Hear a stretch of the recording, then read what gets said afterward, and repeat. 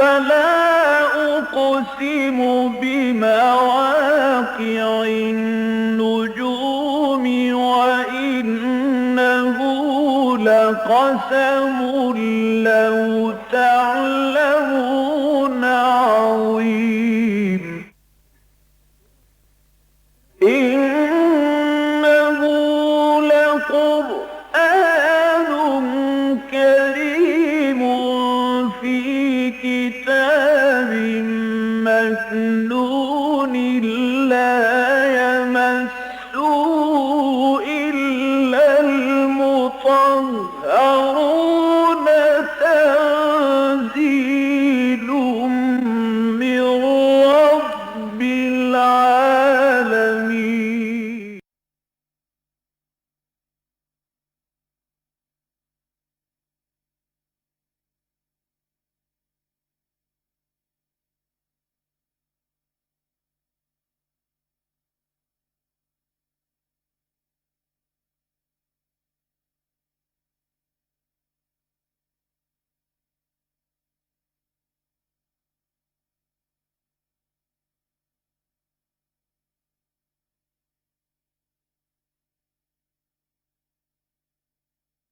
الحمد للہ وکفا والصلاة والسلام علی عباده الذین اصطفى خصوصا علی افضلهم وخاتم النبیین محمد الامین وعلی آلہ وصحبہ اجمعین. اما بعد فقد قال اللہ تبارک وتعالی کما ورد فی سورۃ البقرہ اعوذ باللہ من الشیطان الرجیم بسم اللہ الرحمن الرحیم. یا ایھا الذین آمنوا کتب علیکم الصیام کما کتب علی الذین من قبلکم لعلکم تتقون ایاما معدودات فمن کان منکم مریضا او علی سفر فعدۃ من ایام اخر وعلى الذين يطيقونه فدية طعام مسكين فمن تطوع خيرا فهو خير له وأن تصوموا خير لكم إن كنتم تعلمون. شهر رمضان الذي أنزل فيه القرآن هدى للناس وبينات من الهدى والفرقان فمن شهد منكم الشهر فليصمه ومن كان مريضا أو على سفر فعدة من أيام أخر يريد الله بكم اليسر ولا يريد بكم العسر ولتكملوا العدة ولتكبروا الله على ما هداكم ولعلكم تشكرون. وإذا سألك عبادي عني فإني قريب أجيب دعوة الداع إذا دعان فَلْيَسْتَجِيبُوا لِي وَلْيُؤْمِنُوا بِي لَعَلَّهُمْ يَرْشُدُونَ. أُحِلَّ لَكُمْ لَيْلَةَ الصِّيَامِ الرَّفَثُ إِلَى نِسَائِكُمْ هُنَّ لِبَاسٌ لَكُمْ وَأَنْتُمْ لِبَاسٌ لَهُنَّ عَلِمَ اللَّهُ أَنَّكُمْ كُنْتُمْ تَخْتَانُونَ أَنفُسَكُمْ فَتَابَ عَلَيْكُمْ وَعَفَا عَنْكُمْ فَالْآنَ بَاشِرُوهُنَّ وَابْتَغُوا مَا كَتَبَ اللَّهُ لَكُمْ وَكُلُوا وَاشْرَبُوا حَتَّى يَتَبَيَّنَ لَكُمُ الْخَيْطُ الْأَبْيَضُ مِنَ الْخَيْطِ الْأَسْوَدِ مِنَ الْفَجْرِ ثُمَّ أَتِمُّوا الصِّيَامَ إِلَى اللَّيْلِ وَلَا تُبَاشِرُوهُنَّ وَأَنْتُمْ عَاكِفُونَ فِي الْمَسَاجِدِ تِلْكَ حُدُودُ اللَّهِ فَلَا تَقْرَبُوهَا كَذَلِكَ يُبَيِّنُ اللَّهُ آيَاتِهِ لِلنَّاسِ لَعَلَّهُمْ يَتَّقُونَ. وَلَا تَأْكُلُوا أَمْوَالَكُمْ بَيْنَكُمْ بِالْبَاطِلِ وَتُدْلُوا بِهَا إِلَى الْحُكَّامِ لِتَأْكُلُوا فَرِيقًا مِّنْ أَمْوَالِ النَّاسِ بِالْإِثْمِ وَأَنْتُمْ تَعْلَمُونَ. صدق اللہ العظیم. رب اشرح لي صدری ويسر لي أمري واحلل عقدة من لساني يفقهوا قولي. اللهم ربنا ألهمنا رشدنا وأعذنا من شرور أنفسنا. اللهم أرنا الحق حقا وارزقنا اتباعه وأرنا الباطل باطلا وارزقنا اجتنابه. اللهم وفقنا لما تحب وترضى اللہم ربنا زدنا ایمانا وہدا وعلما نافعا وعملا صالحا متقبلا آمین یا رب العالمین۔ سورہ بقرہ کے نصف آخر یا نصف ثانی میں جو مضامین کی ترتیب ہے وہ کئی مرتبہ عرض کر چکا ہوں۔ 4 لڑیاں ہیں جو باہم ایک دوسرے کے ساتھ بٹ دی گئی ہیں۔ 2 لڑیاں ہیں شریعت کی، ایک احکام عبادات سے متعلق اور ایک احکام معاملات سے متعلق۔ 2 لڑیاں ہیں جہاد فی سبیل اللہ کی، ایک انفاق فی سبیل اللہ، ایک قتال فی سبیل اللہ۔ یہ 4 لڑیاں ہیں کہ جو آپس میں بٹی ہوئی ہیں۔ پچھلے رکوع میں ہم نے دیکھا کہ ایک تو بہت اہم آیت آئی، آیت البر، پھر یہ کہ احکام جو ہے معاملات دنیاوی سے متعلق، ایک تو یہ کہ قتل کا معاملہ، اس کے ضمن میں قصاص، اس کی اہمیت، اس کے لیے ترغیب اور تشویق۔ دوسرے پھر یہ کہ ابتدائی حکم دیا گیا مال کے بارے میں کہ اگر کوئی بندہ مومن اس کی موت کا وقت آ پہنچے اور وہ کچھ مال اور دولت چھوڑ کر جا رہا ہو تو اپنے والدین کے حق میں اور قرابت داروں کے حق میں کچھ وصیت کرے، یہ اس کے لیے لازم ہے۔ ان پر ہم تفصیلی گفتگو کر چکے ہیں۔ اب یہ جو 23واں رکوع ہے یہ پورا کا پورا حکمت و احکام صوم یا صیام پر مشتمل ہے، اور یہ میں نے پچھلی مرتبہ بھی عرض کیا تھا کہ یہ یونیک معاملہ ہے کہ نماز کے احکام قرآن مجید میں آپ کو بہت ہی متفرق مقامات پر ملیں گے، مختلف جگہوں پر ملیں گے، پھیلے ہوئے ہیں، منتشر ہیں۔ حج کے سے متعلق بھی 2 رکوع بڑے مفصل ہیں کہ جو سورہ حج میں آئے ہیں، 2 رکوع ابھی آگے چل کر سورہ بقرہ میں آئیں گے، اور فرضیت حج کا حکم سورہ آل عمران میں آیا ہے۔ لیکن یہ کہ یہ جو عبادت صوم یا صیام ہے یہ اس اعتبار سے یونیک ہے کہ یہ 6 آیتیں ہیں قرآن حکیم میں، سورہ بقرہ کے 23ویں رکوع میں 6 آیتیں، اور ان میں صوم سے متعلق تمام مباحث جو ہیں اس میں کور کر لیے گئے۔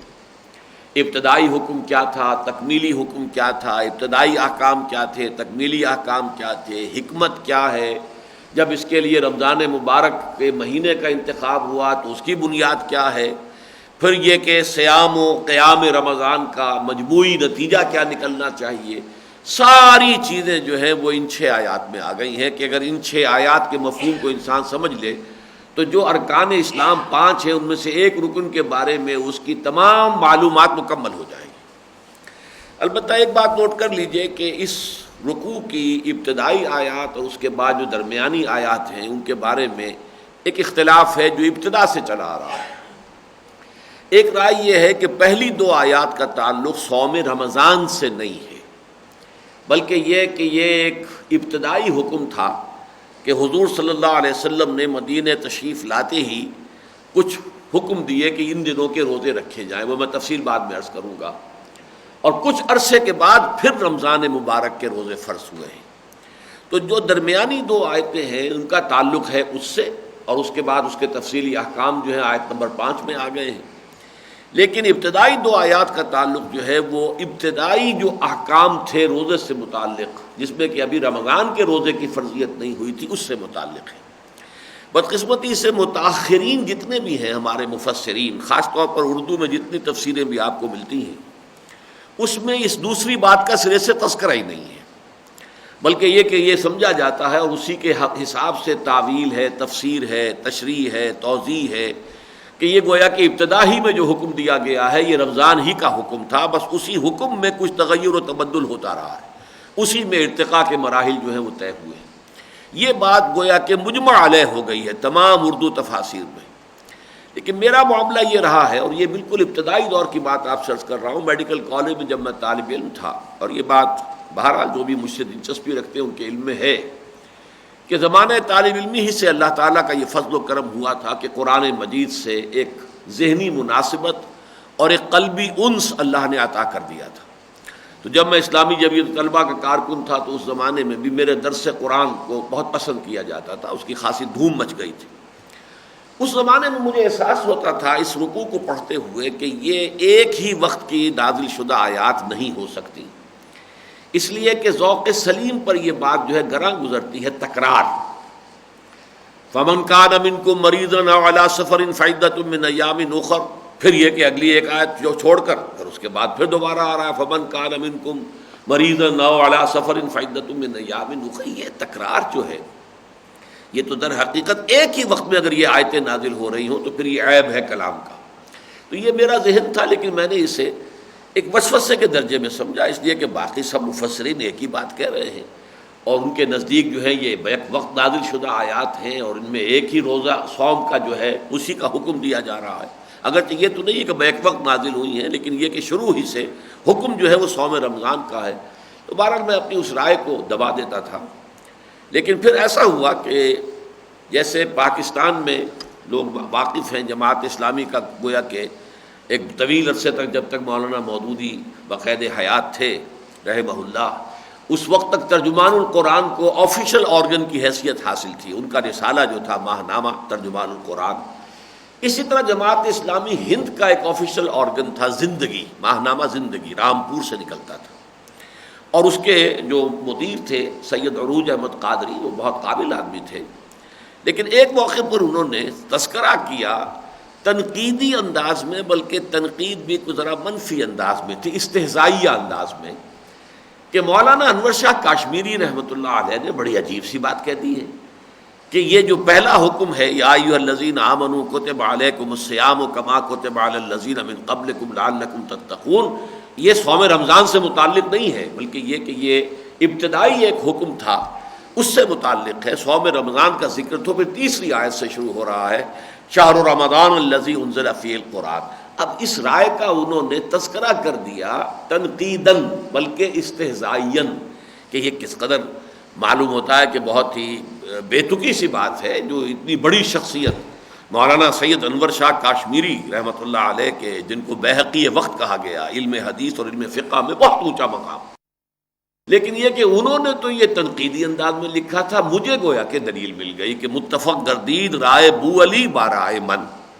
تو مجھے اس کے بعد پوری طریقے سے اس پر جو ہے انشراح ہو گیا. بعد میں اس زمانے تک تو میری رسائی ابھی جو ہے عربی زبان کی تفاسیر تک نہیں تھی. یہ بہت بعد کی بات ہے کہ پھر میں نے جب امام رازی کی تفسیر کبیر پڑھی تو اس میں پہلی بحث یہی تھی کہ اس کے بارے میں ایک رائے یہ ہے کہ یہ ابتدائی حکم جو ہے یہ صوم رمضان کا نہیں ہے. چنانچہ میں آپ کو سنا دیتا ہوں. انہوں نے لکھا ہے کہ حضرت معاذ، حضرت قتادہ اور حضرت عطا جو اسے روایت کرتے ہیں ابن عباس سے رضی اللہ تعالی عنہما، ان کے نزدیک یہ صوم رمضان سے متعلق نہیں ہے، بلکہ اس سے پہلے فرضیت صیام رمضان سے پہلے یہ اور چند دنوں کے روزے جو ہیں وہ رکھنے فرض کیے گئے تھے، ان کا ذکر ہے. اب ان میں سے بھی حضرت عطاب کی رائے تو یہ ہے کہ یہ ہر ماہ میں 3 روزے حضور نے حکم دیا تھا کہ رکھو، 13ویں، 14ویں اور 15ویں تاریخ، جس کو آج بھی کہا جاتا ہے ایام 20 جمع ہے ابیض کی. ابیض کہتے ہیں روشن، سفید. تو جو راتیں ہوتی ہیں 13ویں کا چاند، 14ویں کا چاند، 15ویں کا چاند، آپ کو معلوم ہے کہ یہ راتیں جو ہوتی ہیں روشن ہوتی ہیں، روشن راتیں. تو ان کے ساتھ ان کا تعلق تھا. ایام 20 کہلاتے ہیں کہ 13ویں کی شب کے بعد جو 13 تاریخ آئی، 14ویں کی شب کے بعد جو 14ویں تاریخ آئی، 15ویں شب کے بعد 15ویں تاریخ آئی. تو مہینے کے وسط میں یہ 3 روزے رکھنے کا حضور نے حکم دیا تھا. پہلا حکم اس سے متعلق ہے.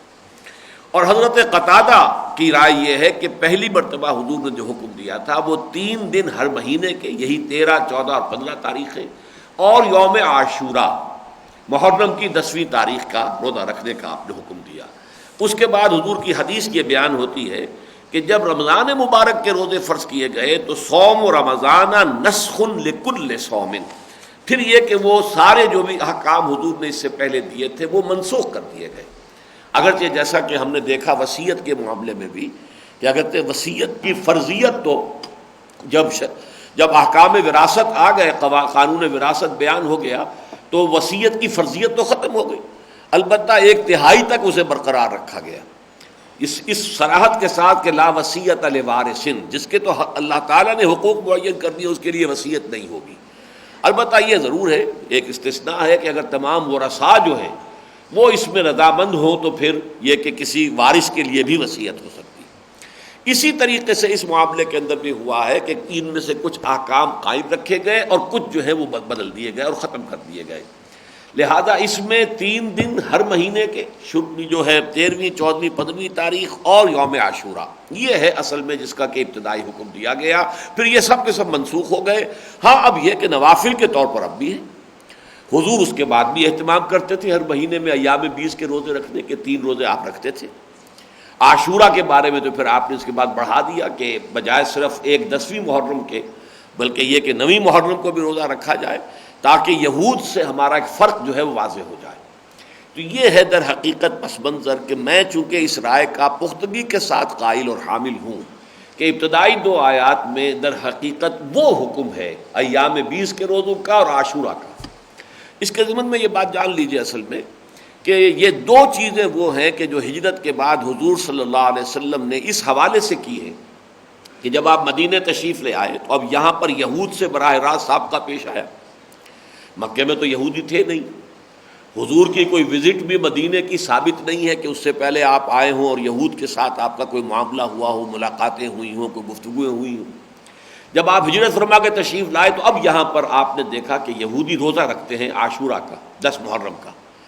تو حضور نے معلوم کیا، انہوں نے بتایا کہ ہم اس لیے رکھتے ہیں کہ 10 محرم کو نجات حاصل ہوئی تھی بنی اسرائیل کو قوم فرعون سے اور آل فرعون سے. آل فرعون اپنے لاؤ لشکر کے ساتھ غرق کیا گیا تھا اور بنی اسرائیل کو حضرت موسیٰ علیہ السلام کی قیادت اور رہنمائی میں اللہ نے نجات دی تھی. تو حضور نے فرمایا کہ موسیٰ کے ہم زیادہ حقدار ہیں بنسبت ان یہودیوں کے. تو حضور نے مسلمانوں سے کہا تم بھی روزہ رکھا کرو. میرے نزدیک پہلا حکم یہی دیا گیا ہے. پھر اس کے کچھ عرصے کے بعد پھر حضور نے اس روزے کی عبادت کو مزید آگے بڑھایا اور یہ کہ ہر مہینے میں 3 روزے رکھنے کی اضافی گویا کہ آپ نے ہدایت دی کہ 13ویں 14ویں اور 15ویں تاریخوں کے اندر بھی روزے رکھے جائیں. یہ ہے جس سے کہ تدریجاً یہ بات آگے بڑھی. اور پھر جب رمضان مبارک کے روزے فرض کیے گئے شہر رمضان الذی انزل فیہ القرآن تو ان روزوں کی فرضیت منسوخ ہو گئی. یہ نفلی روزوں کی حیثیت سے اب بھی برقرار ہے. تو اس پس منظر کو ذہن میں رکھیے. اب چلیے ہم لفظ بلفظ جو ہے اس پر غور کرتے ہیں. یا ایھا الذین آمنوا کتب علیکم الصیام. کتبہ پر گفتگو ہو چکی ہے پچھلی مرتبہ. کسی شے کی فرضیت، لفظی ترجمہ لکھ دیا گیا تم پر روزہ رکھنا، یعنی طے کر دیا گیا، طے شد. اب یہ فرض ہے، واجب ہے، لازم ہے. کتب علیکم الصیام. صیام کے بارے میں بعض لوگوں کو مغالطہ ہے کہ شاید یہ صوم کی جمع ہے. بعض اچھے بھلے اہل علم لوگوں کی تحریروں میں بھی یہ مغالطہ میں نے دیکھا ہے. حالانکہ یہ بھی مصدر ہے، صوم بھی مصدر ہے، صیام بھی مصدر ہے. چونکہ ایک وزن جو ہے جمع کا یہ ہے، فعال کے وزن پر وزن جو ہے جمع آتی ہے. رجل رجال، رجل ایک مرد، رجال بہت سے مرد. تو اسی پر قیاس کر کے مغالطہ ہوا ہے کہ صوم اور سیام، صوم ایک روزہ اور سیام کئی روزے. نہیں، سیام بھی مصدر ہے. جیسے قام یقوم قومن و قیامن، 2 مصدر ہے، قومن بھی اور قیامن بھی، کھڑا ہونا. اسی طریقے سے سام یصوم صومن و سیامن، یہ دونوں کو دونوں مصدر ہیں. ترجمہ ہوگا اے ایمان والو تم پر فرض کر دیا گیا روزہ رکھنا، یہ مصدر ہے.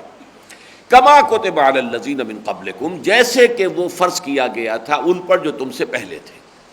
یعنی گویا کہ اس پر اجماع ہے کہ جیسے جتنی بھی شرائع سماویہ آئی ہیں، جو بھی رسول آئے اور جو بھی احکام لے کر آئے اور جو بھی انہوں نے عبادات لوگوں کو جو ہیں وہ سکھلائیں، ان میں جیسے نماز بھی ہمیشہ سے ہر آسمانی شریعت کا جزو لا ینفک رہی، اسی طرح روزہ بھی جزو لا ینفک رہا.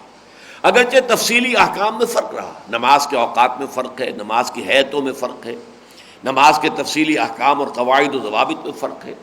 اسی طریقے سے روزے کے ایام کے بارے میں، روزے کی شرائط کے بارے میں، روزے کے حدود اور قیود کے بارے میں یہ تو فرق ہے. لیکن نماز اصلاً اور اسی طریقے سے روزہ اصلاً یہ گویا کہ ہر شریعت آسمانی کا جزو لا ینفک رہا ہے. تو اہل ایمان تم پر روزہ رکھنا فرض کیا گیا جیسے کہ فرض کیا گیا تھا ان لوگوں پر کہ جو تم سے پہلے تھے، لعلکم تتقون، تاکہ تمہارے اندر تقوی پیدا ہو جائے، تاکہ تم متقی بن جاؤ. اب سب سے پہلے میں نے صوم کے بارے میں آپ کو یہ تو بتا دیا کہ اس کے معنی ہے روزہ رکھنا، لیکن اس لفظ کا پس منظر کیا ہے اس کو سمجھ لیجئے. جیسے ابھی وہ ٹی وی پروگرام بھی آپ دیکھ رہے تھے تو اس میں بھی بات آئی تھی کہ جو اصطلاحات ہیں ہمارے دین کی، اس کے لیے الفاظ تو پک اینڈ چوز کیے گئے ہیں. اس وقت کی جو عربی زبان تھی اس میں جو الفاظ مستعمل تھے انہی میں سے کسی کو چن لیا، چن کر اس میں ایک خاص مفہوم پیدا کر دیا تو وہ اب اصطلاح کی شکل بن گئی۔ تو اسی طریقے سے صوم کا جو لفظ ہے عرب میں جو مستعمل تھا، لفظی معنی اس کے ہیں الامساک، رک جانا، کس چیز سے رک جانا، کھانے پینے سے رک جانا اور کسی شے سے رک جانا، تو یہ اس کے لفظی معنی ہے۔ لیکن صوم ایک عبادت کی حیثیت سے عربوں میں سرے سے متعارف تھا ہی نہیں، لوگ اس عبادت سے واقف ہی نہیں تھے۔ حج سے وہ واقف تھے، حج کرتے تھے، چاہے حلیہ بگاڑ دیا تھا حج کا، اسی طریقے سے طواف کرتے تھے، اسی طریقے سے وہ نماز بھی پڑھتے تھے، نماز کی بھی جو ہے شکل بدل دی تھی، لیکن بہرحال ان چیزوں سے وہ واقف تھے۔ لیکن صوم کی عبادت ان کے ہاں تھی نہیں سرے سے، اور یہ صوم کا لفظ وہ استعمال کرتے تھے گھوڑوں کے لیے، گھوڑوں کو روزہ رکھواتے تھے۔ اس کی وجہ کیا تھی؟ آپ کو معلوم ہے کہ عرب جاہلیت میں یہ جو غارت گری ہے، لوٹ مار ہے، ایک قبیلہ دوسرے قبیلے پر جا پڑا اور اس نے اس کو لوٹا، مارا، کھسوٹا اور پھر دوڑ کے بھاگ گئے ایک چھاپا مار انداز کے اندر، تو یہ ان کا گویا کہ معمولات میں تھا، سوائے یہ کہ سال کے 4 مہینے اشہر حرم جو ہیں وہ عافیت کے ہوتے تھے، یہ پرانی ریت چلی آ رہی تھی، لیکن باقی جو ہے 8 مہینوں میں یہ ان کا گویا کہ روٹین تھا۔ اب اس طرح کی غارت گری کے لیے اور اس طرح کا حملہ کرنے کے لیے، چھاپا مار حملہ جس کو ہم کہتے ہیں، تو ضرورت ہوتی ہے کسی تیز سواری کی، اس لیے کہ آپ نے حملہ کیا، لوٹ مار کی، جو بھی قتل و غارت کیا، پھر فوراً دوڑے وہاں سے بھاگے، بھاگنے کے لیے آپ کو تیز رفتاری چاہیے، تیز رفتار سواری چاہیے، اور ان کی جو اصل سواری تھی وہ اونٹ ہے، وہ تیز رفتار نہیں ہے، گھوڑا تیز رفتار ہے، لیکن وہاں کے موسمی حالات کے ساتھ سازگاری جو ہے وہ اونٹ کو تھی، گھوڑے کو نہیں تھی۔ اونٹ کو ایک ہفتے تک پانی نہ ملے تب بھی وہ گزارا کرتا رہتا ہے، چلتا رہتا ہے، اسے کھانے کو کچھ نہ ملے تب بھی چلتا رہتا ہے، اور نہیں تو کہیں ببول اور کیکر کے درخت سے جو ہے وہ کانٹے ہی چبا کر کھا لے گا تو اس سے بھی اس کا ناشتہ ہو جائے گا، اس کا کچھ نہ کچھ غذا اس کی ہو جائے گی۔ اور پھر یہ کہ اس کے پاؤں بھی وہ ایسے ہیں اور کہ وہ اس ریت میں دھنستے نہیں ہیں، پھر یہ کہ گرمی شدید لو چل رہی ہو اسے کچھ نہیں کہتی، وہ زیادہ سے زیادہ یہ کرے گا کہ اپنا جو تھوتنی ہے وہ ریت کے اندر اس کو جو ہے وہ دے لے گا، بس اللہ اللہ خسن جیسے شتر مرغ کرتا ہے۔ لیکن گھوڑا جو ہے وہ تو بڑا نرم و نازک جانور ہے، اس کے اندر تو بڑا تمکنت ہے، اس میں تو وہ چیز جو ہے یہ سختیاں، یہ شدائد برداشت کرنا اس کے مزاج میں داخل نہیں ہے، تو انہیں پھر اپنے اس غارت گری کے اس پروگرام کے لیے گھوڑے کو سازگار بنانے کے لیے ٹرین کرنا پڑتا تھا، اسے بھوکا رکھتے تھے تاکہ بھوک برداشت کر سکے، ایسا نہ ہو کسی وقت بھوک کے ہاتھوں بے حال ہو کر اور اپنے سوار کی ہلاکت کا سبب بن جائے، پیاس کو برداشت نہ کر سکے اور جی چھوڑ دے، جی ہار دے، تو ظاہر بات ہے کہ وہ تو اصل جو ہلاکت ہوگی وہ تو سوار کی ہوگی۔ اسی طریقے سے گرم لو برداشت نہ کر سکے تو وہ کیا کرتے تھے کہ بھوکا اور پیاسا رکھ کر گھوڑے کو، اور جب سخت لو چل رہی ہوتی تھی تو وہ عرب بدو جو ہے وہ اپنا منہ سر تو لپیٹ لیتا تھا کپڑے کے اندر، غترے کے اندر، لیکن یہ کہ اب گھوڑے کی منہ جو ہے وہ عین اس رخ پر کر کے، سمت میں کر کے جدھر سے سخت لو آ رہی ہے، آگ بری ہوئی اس پہ، ادھر کر کے کھڑا ہو جاتا تھا۔ تو یہ تھا روزے کا، روزہ یعنی سمجھیے صوم کی ایک شکل تھی کہ جو عربوں میں مستعمل تھی۔ انسانوں کے روزہ رکھنے کا یا اس طریقے سے کوئی ایسی مشقت جھیلنے کا یا ایسی کوئی ٹریننگ دینے کا انہیں، ان کا ہاں کوئی رواج نہیں تھا۔ لیکن یہ ہے کہ جیسا کہ میں نے عرض کیا، جب حضور مدینہ تشریف لائے تو یہ روزے کی عبادت جو ہے آپ کے علم میں آئی پہلی مرتبہ کہ یہودی روزہ رکھتے، اور ساتھ ہی یہ بھی حکمت دیکھیے کہ اسی کے فوراً بعد جنگ کا حکم آ رہا ہے، گویا کہ اب جو وہ تحریک تھی محمد رسول اللہ صلی اللہ علیہ وسلم کی دعوت و تحریک، اب وہ اس مرحلے میں داخل ہو گئی ہے کہ جس میں اب جنگ کرنی پڑے گی، اور جنگ میں یقیناً صورتحال پیش ایسی آ سکتی ہے کہ آپ کو جو کھانے کے لیے کچھ نہیں ہے، رسد نہیں ہے، وہ بہت سا وقت ایسا ہو سکتا ہے کہ پیاس جھیلنی پڑے، دھوپ برداشت کرنی پڑے، تو اس کے لیے گویا کہ اب ضرورت ہے کہ اس کام کے لیے، کیونکہ صرف یہ ہے کہ چھاپا ہی مار کے بھاگ تو نہیں آنا ہے، بلکہ جنگ تو جم کر لڑنی ہے، مقابلہ کرنا ہے کفر کا اور طاغوت کا، تو اس کے لیے یہ کہ کچھ نہ کچھ لوگوں کو اب تیار کرنا جو ہے اس کے لیے مقصود ہے۔ تو یہ ایک مناسبت جو ہے وقتی اعتبار سے بھی اس کی ہو گئی، اور یہاں جو ہے میں نے آپ کو جو روزے کا اصل لغوی مفہوم ہے وہ آپ کے سامنے رکھ دیا۔ کتب علیکم الصیام کما کتب علی الذین من قبلکم لعلکم تتقون، تاکہ تمہارے اندر تقوی پیدا ہو جائے۔ دیکھیے وقا یقی کے معنی ہے کسی اور کو بچانا، اس سے جو فعل امر بنتا قے، قاف اور اس کے نیچے زیر قے، وقنا عذاب النار، اے اللہ ہمیں بچا لے آگ کے عذاب سے۔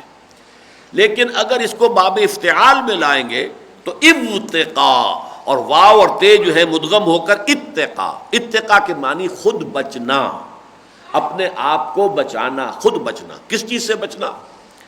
دنیا میں اللہ کے احکام کی نافرمانی سے بچنا، آخرت میں اللہ کے عذاب سے بچنا۔ یہ گویا کہ تقویٰ کے یہ دو ہدف ہیں۔ یہاں تم اللہ کے احکام کی نافرمانی سے بچو تاکہ آخرت میں اللہ کے عذاب سے بچ سکو۔ اب اس کے لیے اصل میں تھوڑا سا یہاں پہ ہم غور کر لیں کہ یہ حکمت صوم جو ہے بنیادی طور پر اس کی پہلی سٹیج ہمارے سامنے آ رہی ہے لعلکم تتقون، اس لیے کہ انسان میں سبھی جانتے ہیں کہ اس کے حیوانی جبلتیں ہیں، اس کے کچھ تقاضے ہیں، جس کو کہ جدید سائیکالوجی میں فرائڈ نے بھی ایڈ یا لیبیڈو سے تعبیر کیا ہے۔ پھر فرائڈ ہی مانتا ہے کہ انسان کے اندر ایک ایگو بھی ہے، ایک خودی بھی ہے، ایک انا بھی ہے، ایگو، اور ان کے درمیان کشمکش رہتی ہے۔ ایڈ یا لیبیڈو جو ہے وہ چاہتی ہے کہ جو میری خواہشات ہیں، جو بھی میرے اندر جذبہ ابھرے، جو تمنا، جو آرزو، بس اس کو پورا کیا جائے۔ اسے اس سے غرض نہیں ہے کہ یہ کوئی جائز ہے، ناجائز ہے، حلال ہے، حرام ہے، صحیح ہے، غلط ہے، بلکہ یہ کہ جو بھی میری ایک خواہش ہے اسے پورا ہونا چاہیے۔ تو یہ ہے دو کہ ایڈ کا یا لیبیڈو کا تقاضا ہے۔ انسانی خودی جو ہے وہ اس کو کنٹرول میں رکھنا چاہتی ہے کہ اس میں جائز ناجائز کو دیکھے، حلال حرام کو دیکھے، صحیح غلط کو دیکھے، یہ بھی دیکھے کہ ہو سکتا ہے کہ ایک کام فوری طور پر تو اس کے لیے لذت بخش ہے، لیکن اسے معلوم ہے کہ انجام کے اعتبار سے یہ نقصان دہ ہے، اس کے نتائج خراب نکلیں گے، لہذا اب اپنے آپ کو روکنا کہ نفس تو لذت چاہتا ہے کہ اسے لذت فوری طور پر حاصل ہو جائے، لیکن ایک انسان کو معلوم ہے کہ اس کے نتائج میرے حق میں، جیسے فرض کیجئے شوگر کا کوئی مریض ہے، اس کو اندر سے تو طلب اٹھ رہی ہے کہ وہ چینی کھانا چاہتا ہے، مٹھاس کی طلب ہے، لیکن اسے معلوم ہو چکا ہے کہ یہ میرے لیے زہر ہلاہل کے درجے میں ہے، بہت میرے لیے خطرناک ہے۔ اب وہ اپنے آپ کو روکے تو ایک کشاکش ہو گئی اندر کہ ادھر سے نفس تقاضا کر رہا ہے کہ اسے کوئی میٹھی چیز کھانے کو ملے، اور ادھر سے اس کا علم یہ بتا رہا ہے کہ یہ تمہارے لیے چاہے فوری طور پر تو لذت تمہیں حاصل ہو جائے گی، تمہارے نفس کی ایک تسکین ہو جائے گی تقاضے کی، لیکن یہ ہے نقصان دہ تمہارے لیے، مہلک شے ہے، یہ تمہارے لیے زہر حلال ہے۔ تو یہ جو ایک کشاکش رہتی ہے انسان کی خودی میں، انا میں یا ایگو میں، اور یہ ایڈ یا لیبیڈو یا حیوانی تقاضوں میں، اس میں انسان کی خودی کو تقویت دینے کے لیے کچھ ایکسرسائزز، جس کے لیے عام لفظ جو استعمال ہوتا ہے وہ ہے ضبط نفس، اور اس کے مقابلے میں ایک لفظ استعمال ہوتا ہے نفس کشی۔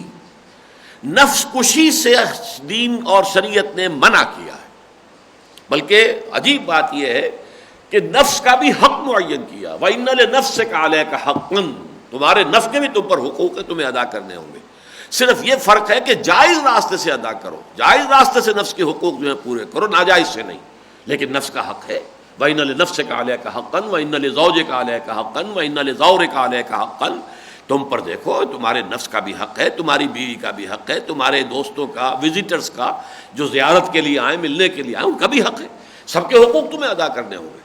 تو نفس کشی جو ہے یہ تو ہے رہبانیت، تپسیائیں، بھاری تپسیائیں کر کے، بڑی سخت ریاضتیں کر کے نفس کو بالکل کچل ڈالنا، جس کے لیے انگریزی کا لفظ ہے سیلف اینیہیلیشن، اپنے اس نفس کو کچل کر رکھ دینا، قتل کر دینا۔ اینیہیلیٹ کے معنی تو ہے ہی کسی شے کو ختم کر دینا، لیکن ایک لفظ ہے سیلف کنٹرول، ضبط نفس۔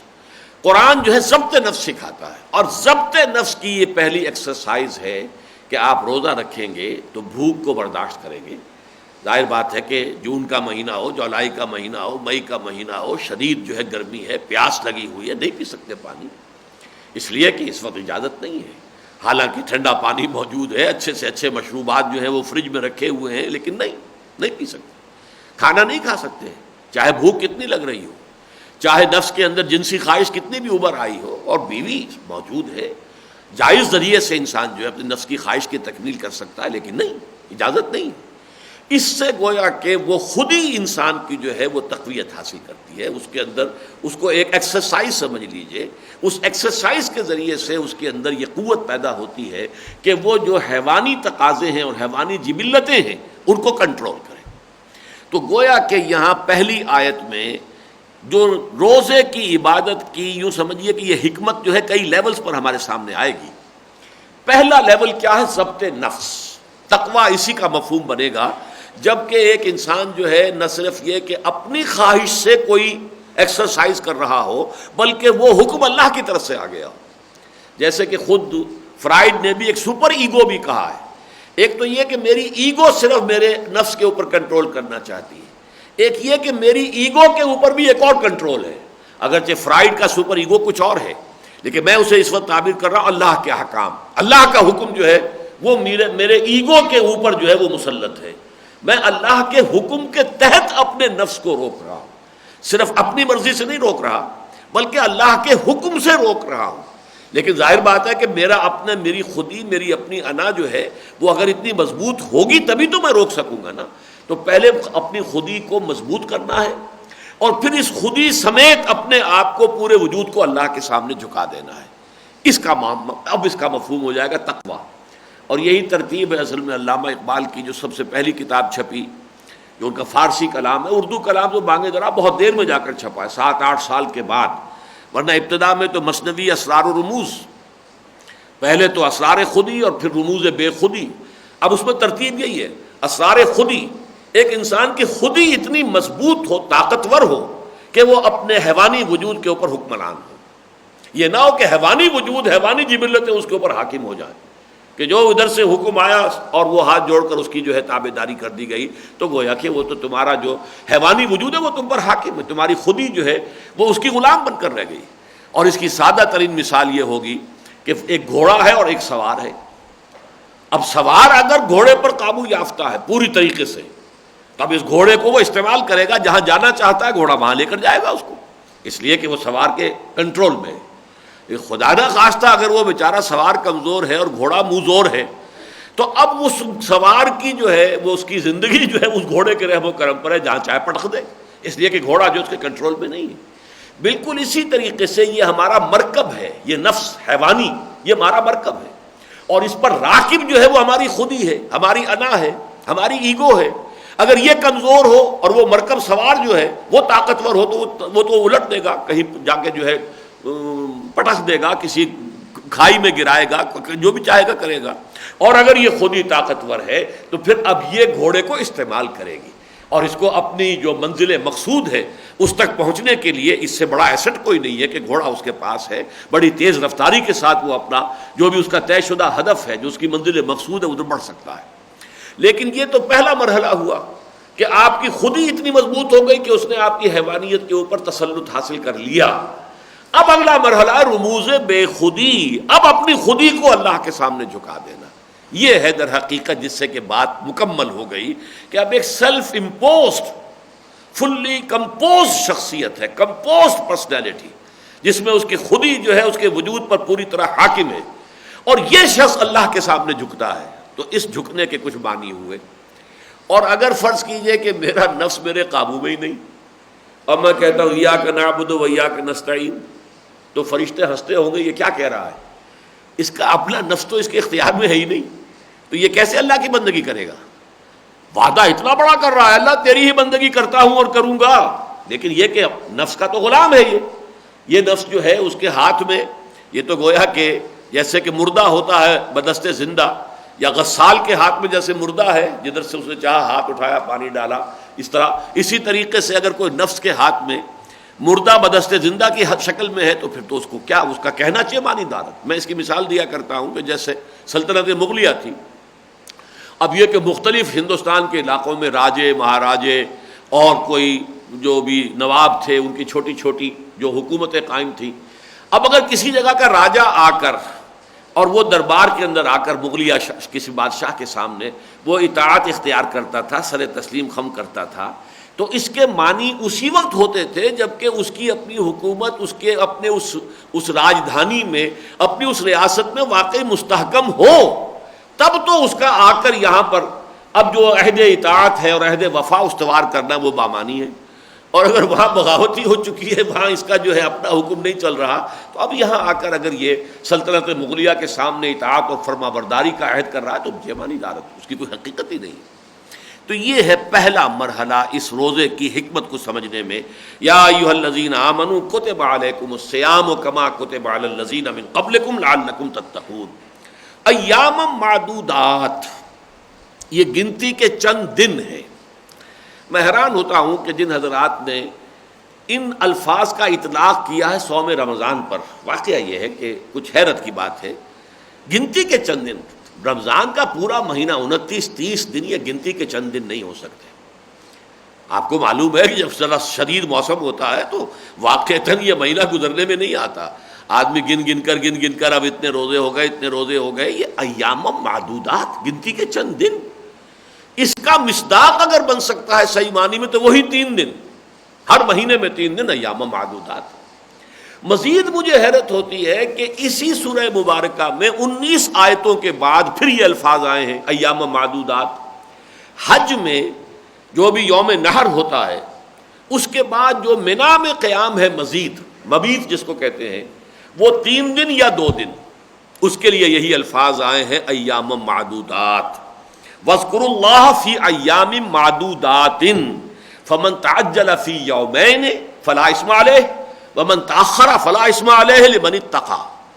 اب منا میں تمہیں مزید قیام کرنا ہے تاکہ اللہ کو یاد کرو، یہاں پر ذکر الہی کے اندر یہ دن گزارو، لیکن یہ ہے کہ جو شخص ذرا جلدی کے اندر ہو وہ 2 دن وہاں پر ٹھہر کر آ جائے تب بھی کوئی حرج نہیں، کوئی گناہ کی بات نہیں، اور جو ٹھہر جائے مزید 1 دن تو اس میں بھی کوئی گناہ کی بات نہیں۔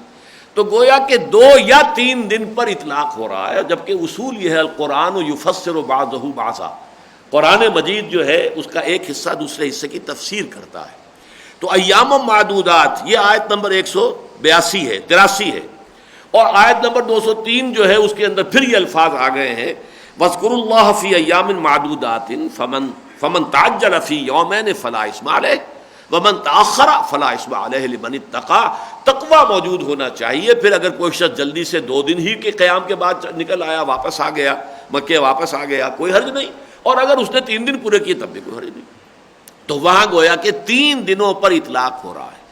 اسی طریقے سے یہ لفظ جو ہے اگرچہ معدودات معلومات، مجھے آج تو حوالہ نہیں مل سکا لیکن مجھے یاد پڑتا ہے میں نے کہیں پڑھا تھا، ایک زمانے میں نے اس پر بڑی ریسرچ کی تھی، تو ایک اصول بھی ملا تھا کہ اس وزن پر جو جمع آتی ہے اسے جمع قلت کہتے ہیں، معدودات جمع قلت کا وزن ہے یہ، اور یہ 9 تک پر اس کا اطلاق ہوتا ہے۔ چنانچہ سورہ حج میں جو آیا ہے لِيَشْهَدُوا مَنَافِعَ لَهُمْ وَيَذْكُرُوا اسْمَ اللَّهِ فِي أَيَّامٍ مَّعْلُومَاتٍ عَلَىٰ مَا رَزَقَهُم مِّن بَهِيمَةِ الْأَنْعَامِ، وہ جو قربانی کے دن ہیں وہ بھی معلومات، اسی وزن کے اوپر لفظ آیا ہے۔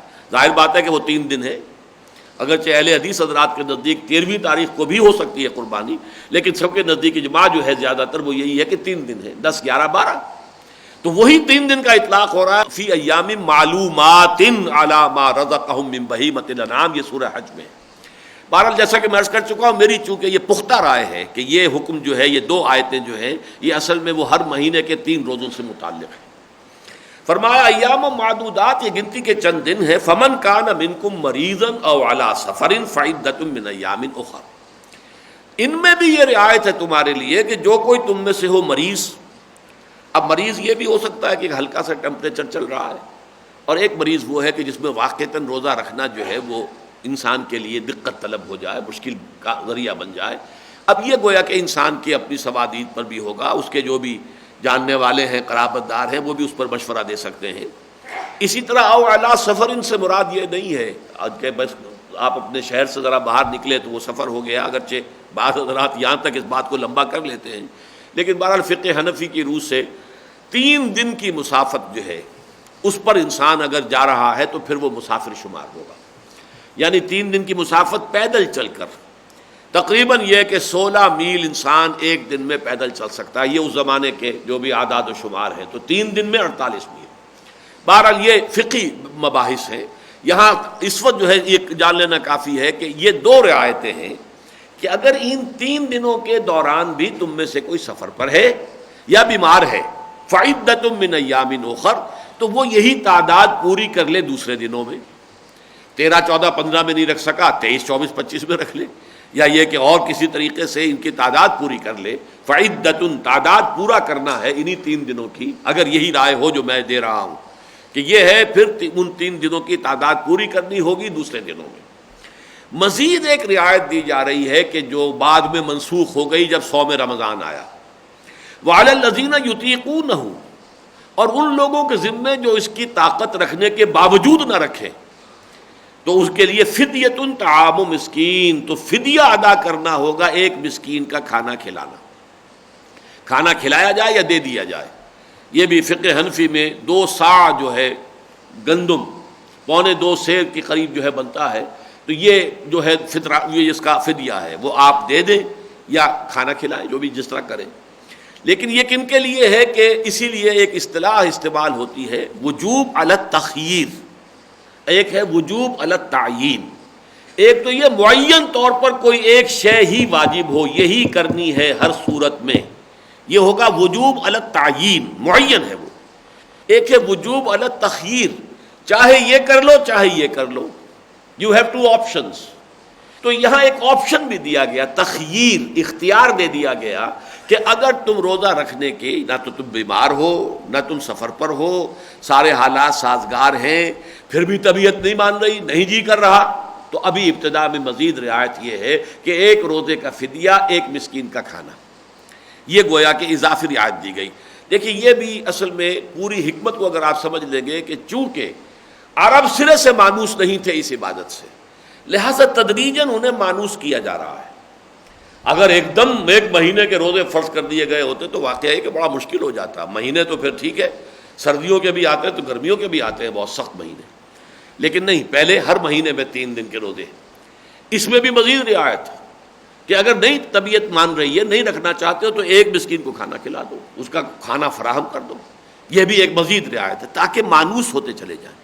جیسے ہم دیکھتے ہیں کہ سورہ بقرہ میں فرمایا گیا یسألونک عن الخمر والمیسر، اے نبی یہ آپ سے شراب اور جوئے کے بارے میں پوچھ رہے ہیں، قل اسمھا فی، ان کے اندر بہت بڑا گناہ بھی ہے لیکن یہ کہ کچھ لوگوں کے لیے منافع بھی ہیں، واسمھما اکبر من نفعہما، لیکن ان کا گناہ کا پہلو ان کے نفع کے پہلو سے زیادہ بڑا ہے۔ بس اتنی بات کر کے چھوڑ دی۔ پھر سورہ نساء میں آ گیا ولا تقربوا الصلاۃ وانتم سکارى، دیکھو نشے کی حالت میں نماز کے قریب نہ آنا۔ اس کے بعد سورہ مائدہ میں آخری حکم آیا۔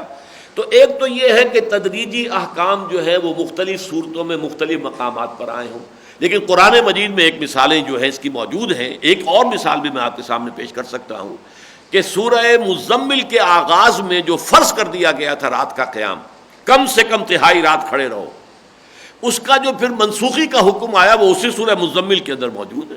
20ویں آیت جو ہے، جو پورا رکوع ایک آیت پر مشتمل ہے، اور جس کے بارے میں میری رائے ہے کہ وہ آیت بھی 2 حصوں میں علیحدہ علیحدہ تقسیم ہوئی ہے، اس لیے کہ وہاں بھی تکرار کا انداز موجود ہے، اور اس پر مجھے ابن عباس رضی اللہ تعالیٰ عنہما کا قول مل گیا، اور اس میں کہ ان کے نزدیک یہ آیت جو ہے اگرچہ ایک ہے لیکن یہ کہ یہ 2 حصوں میں علیحدہ علیحدہ اوقات میں نازل ہوئی ہے۔ لیکن یہاں یہ کیا گیا جیسے کہ سورہ مزمل میں ہے، ابتدائی حکم بھی یہی اور جو اس کا تکمیلی احکام ہے وہ بھی ساتھ ہی رکھ دیے گئے ہیں۔ تو اس کی مثال سورہ مزمل میں موجود ہے، اگرچہ عام طور پر جو ہے وہ ارتقائی جو مراحل طے کیے ہیں احکام نے وہ آپ کو مختلف صورتوں میں ملتے ہیں۔ فرمایا فمن تطوع خیرا فهو خیر اللہ، جو کوئی تم میں اپنی مرضی سے خیر کرے گا، بھلائی کمائے گا، نیکی کمانا چاہے گا، یعنی ایک کے بجائے 2 مسکینوں کو کھانا کھلائے گا، 10 کو کھلائے گا، یہ اس کی مرضی ہے، یہ اس کے لیے بہتر ہے، جتنی بھلائی کمائے جتنی نیکی کمائے، لیکن ایک مسکین کا کھانا جو ایک روزے کا فدیہ یہ معین کر دیا گیا۔ اب دیکھیے یہ الفاظ بول رہے ہیں وَأَن تَصُومُوا خَيْرٌ لَكُمْ إِن كُنتُمْ تَعْلَمُونَ، اگر تم روزہ رکھو تو یہی تمہارے لیے بہتر ہے اگر تم علم رکھتے ہو۔ تشویق کا انداز ہے کہ اس رعایت سے فائدہ نہ اٹھاؤ، یہ رعایت تو دے دی ہم نے تمہیں، چونکہ تم مانوس نہیں ہو، تمہیں ابھی رفتہ رفتہ جو ہے ذرا مانوس کرنا ہے تاکہ تمہاری طبیعتیں جو ہیں وہ اس کو قبول کریں، لیکن یہ ہے کہ تشویق اور ترغیب کا انداز وَأَن تَصُومُوا خَيْرٌ لَكُمْ إِن كُنتُمْ تَعْلَمُونَ، یہ تمہارے لیے بہتر ہے اگر تم علم رکھتے ہو۔ تو یہ 2 آیات جیسا کہ میں نے عرض کیا ہے میرے نزدیک یہ روزے کا ابتدائی حکم ہے، اور یہ ہر مہینے میں 3 روزے اور اس کے ساتھ یوم عاشورہ کا 4تھا روزہ، یہ ہے کہ جو حضور نے مدینے تشریف لاتے ہی حکم دیا۔ اب اس کے 16-17 مہینے کے بعد جو ہے تقریباً یہ جو صوم رمضان کی آیت نازل ہو رہی ہے وہ اب اگلی ہے، شہر رمضان الذی انزل فیہ القرآن، رمضان کا مہینہ وہ ہے جس میں قرآن نازل کیا گیا۔ اب دیکھیے یہاں پر اس کو 2 آتشہ بنایا جا رہا ہے اس پروگرام کو، کہ ایک قدم تو یہ اٹھایا گیا کہ بجائے ہر مہینے میں 3 روزے رکھنے کے 1 مہینہ مکمل پے بپے روزے رکھو، تاکہ ذرا ریگرس ایکسرسائز ہو جائے۔ اب ذرا مشقت تمہاری جو ہے، تمہاری ٹریننگ جو ہے وہ سخت ہو جائے، مسلسل 1 مہینے روزے رکھو۔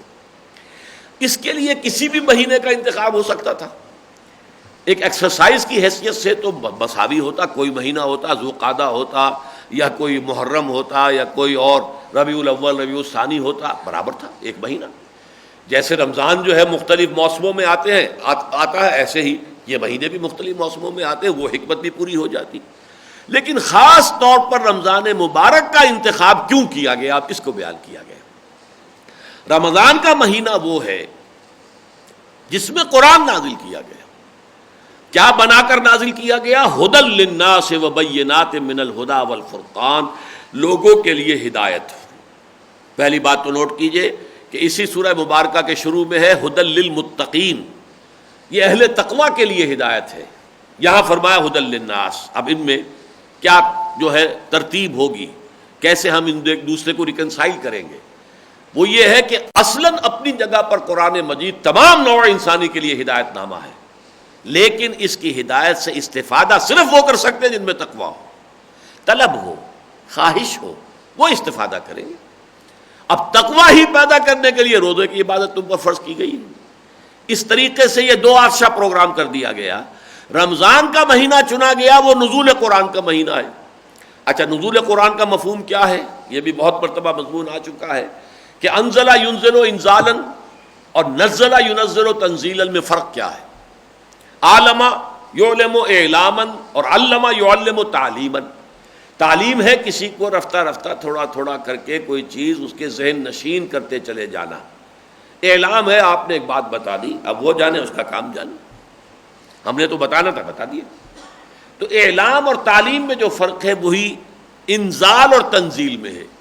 دفعتاً ایک دم کسی شے کو اتار دینا یہ انزال ہے، رفتہ رفتہ تھوڑا تھوڑا تھوڑا تھوڑا کر کے اتارنا تاکہ لوگوں کے ذہنوں میں بیٹھتا چلا جائے، لوگ جو ہیں اس کو پوری طریقے سے سمجھ لیں، ہضم کرتے چلے جائیں، پوری طریقے سے ایسیمیلیٹ کریں اس کے مفہوم کو۔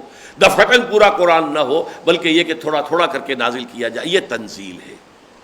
قرآن مجید میں یہ دونوں مصدر استعمال ہوتے ہیں۔ حضور پر بطرز تنزیل آیا ہے، 23 سال میں یا 22 سال جو بھی آپ کہیں گے کہ شمسی حساب سے 22 سال بنیں گے، اس میں یہ قرآن مجید تھوڑا تھوڑا تھوڑا تھوڑا تھوڑا تھوڑا آیات یا سورتیں پھر سورتیں یہ نازل ہوئی، یہ تنزیل ہے۔ لیکن انزال ہوا ہے قرآن کا بیک وقت، یہ ہے لوح محفوظ سے پورا قرآن نقل کر کے اور اس کو سماع دنیا تک منتقل کر دینا، یہ پہلا مرحلہ۔ یہاں سے سماع دنیا، پہلا جو آسمان ہے، وہاں سے تھوڑا تھوڑا حسب ضرورت، حسب مناسبت، حالات کے مطابق اس کی تنزیل ہوئی ہے محمد الرسول اللہ صلی اللہ علیہ وسلم پر، لیکن لوح محفوظ سے، جس کے لیے اور الفاظ بھی قرآن مجید میں آئے ہیں، کتاب مکنون، لوح محفوظ، تو یہ جو لوح محفوظ ہے، کتاب مکنون ہے، وہاں سے یہ پورا قرآن منتقل کر دیا گیا ہے سماع دنیا تک۔ یہ ہے جو لیلۃ القدر میں ہوا، اسی لیے وہاں بھی انا انزلناہ فی لیلۃ القدر، انزال کا لفظ استعمال ہوا ہے، انا انزلناہ فی لیلۃ القدر، وہ لیلۃ القدر ماہ رمضان مبارک میں ہے۔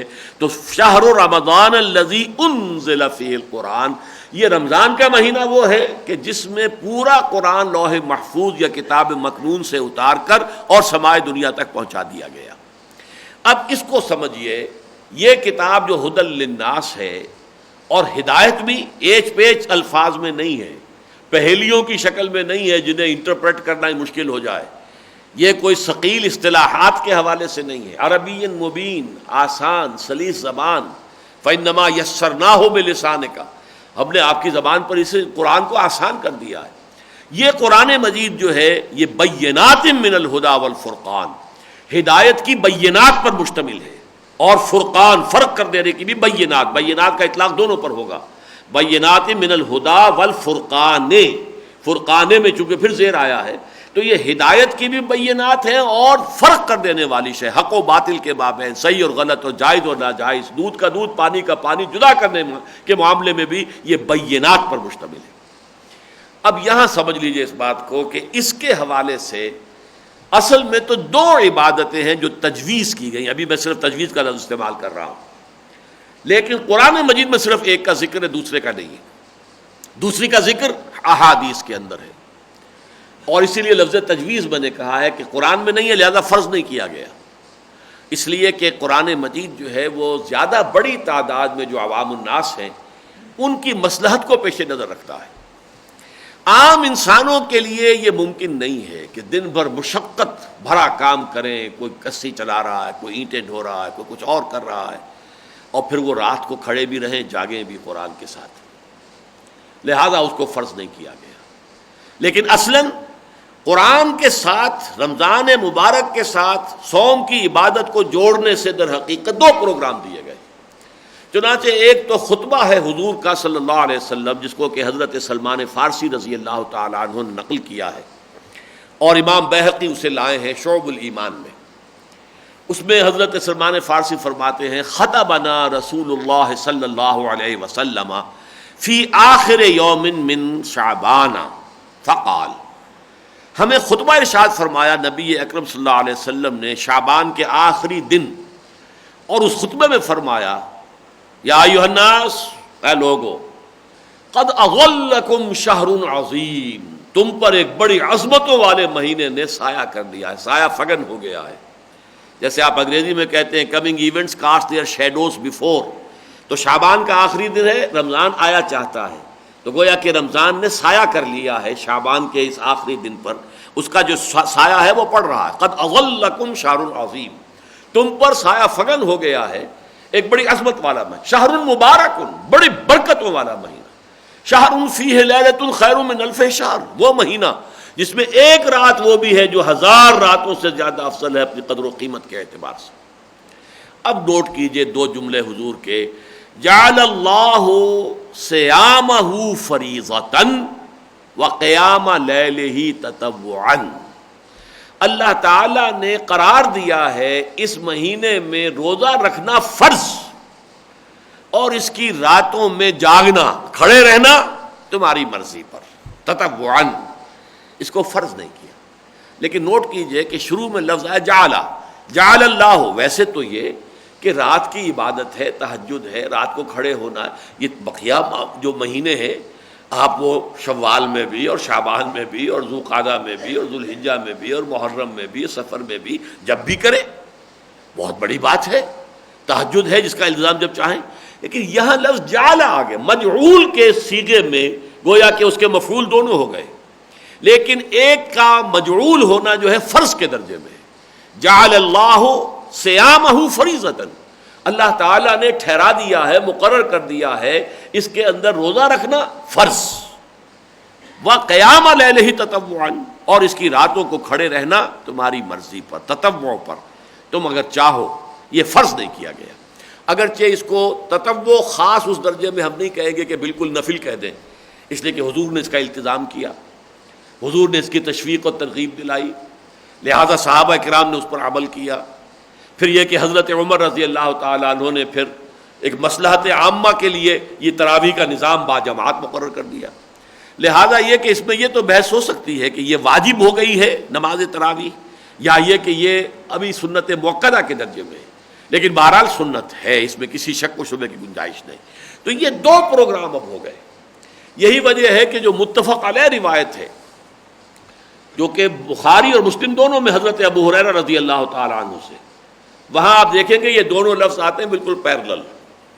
حضور نے فرمایا من صام رمضان ایمانا واحتسابا غفر له ما تقدم من ذنبه ومن قام رمضان ایمانا واحتسابا غفر له ما تقدم من ذنبه. جس نے روزے رکھے یا روزہ رکھا ماہ رمضان کے دوران اس ایمان کے ساتھ اور اللہ تعالیٰ سے اس کا اجر و ثواب مانگنے اور طلب کرنے کی نیت کے ساتھ، اس کے پچھلے تمام گناہ معاف ہو جائیں گے.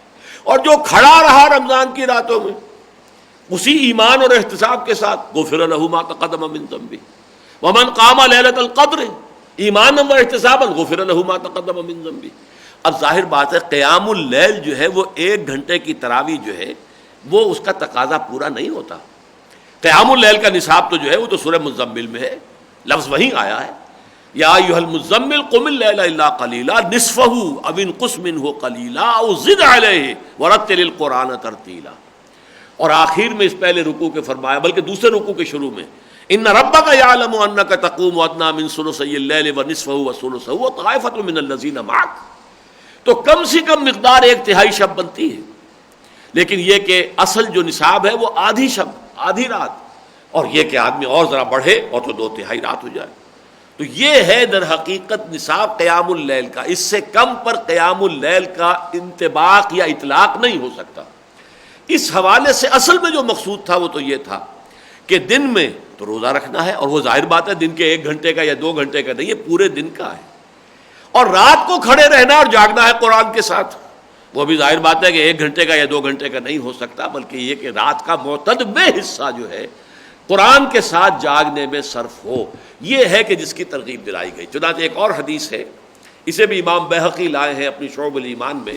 حضرت عبداللہ ابن عمرو بن العاص رضی اللہ تعالی عنہما اس کے راوی ہیں. حضور فرماتے ہیں القرآن والصیام یشفعان للعبد. روزہ اور قرآن بندے کے حق میں شفاعت کریں گے، سفارش کریں گے. یقول الصیام، روزہ یہ کہے گا اے رب منعتہ طعام والشہوات بالنہار، اے اللہ، اے رب، میں نے تیرے اس بندے کو دن کے وقت کھانے پینے سے اور اپنی خواہش نفس سے، جنسی خواہش سے روک کے رکھا، میری وجہ سے رکا رہا، بس میری شفاعت اس کے حق میں قبول فرما. وہ یقول القرآن، اور قرآن کہے گا منعتہ النوم باللیل، میں نے اسے رات کے وقت سونے سے روک کے رکھا، فشفعنی فی، تو میری شفاعت بھی اس کے حق میں قبول فرما. اور حضور فرماتے فیشفعان، ان دونوں کی شفاعت قبول ہوگی. یہاں بھی یہ دونوں چیزیں بالکل پیرلل آ رہی ہیں. تو یہ میں نے وضاحت کر دی کہ رمضان مبارک کا انتخاب ہو گیا اس لیے کہ نزول قرآن کا مہینہ ہے. اچھا، اس کا خاص تقاضا جو ہے وہ قرآن میں بیان نہیں کیا گیا، اسے سنت پر چھوڑ دیا گیا حضور صلی اللہ علیہ وسلم کے لیے. اس لیے کہ دین در حقیقت 2 چیزوں کے مجموعے کا نام ہے، کتاب اللہ و سنت رسولہ صلی اللہ علیہ وسلم. اس اعتبار سے اس میں جو ہے زیادہ فرق نہیں ہے، لیکن بہرحال اس کا فرق ہے کہ ایک چیز فرض ہے، وہ تو ہر حال میں آپ کو ادا کرنی ہے، لیکن ایک چیز یہ ہے کہ جس میں اگرچہ کوشش ہونی چاہیے کہ رات کا اکثر حصہ 2/3، آدھی رات، کم سے کم 1/3 رات جو ہے انسان قرآن کے ساتھ جاگے. اور یہی معمول صحابہ کا تھا، حضور کا تھا. اگرچہ حضور نے صرف 3 دن نماز باجماعت جو ہے تراویح کی ادا کروائی ہے صحابہ کو، اس کے بعد چوتھے دن جو ہے صحابہ کھنگارتے بھی رہے کہ حضور برآمد ہو جائیں اپنے حجرے سے. اور گمان غالب یہ ہے کہ آپ نے تہجد کے وقت ہی، عشاء کے ساتھ متصل نہیں بلکہ بعد میں کچھ تھوڑے عرصے کے بعد، اس کے بعد آپ نے یہ نماز پڑھائی. لیکن 3 دن، چوتھے دن صحابہ جو ہے کوئی اشارے کرتے رہے کہ حضور نکل آئیں، برآمد ہو جائیں، حضور نہیں آئے.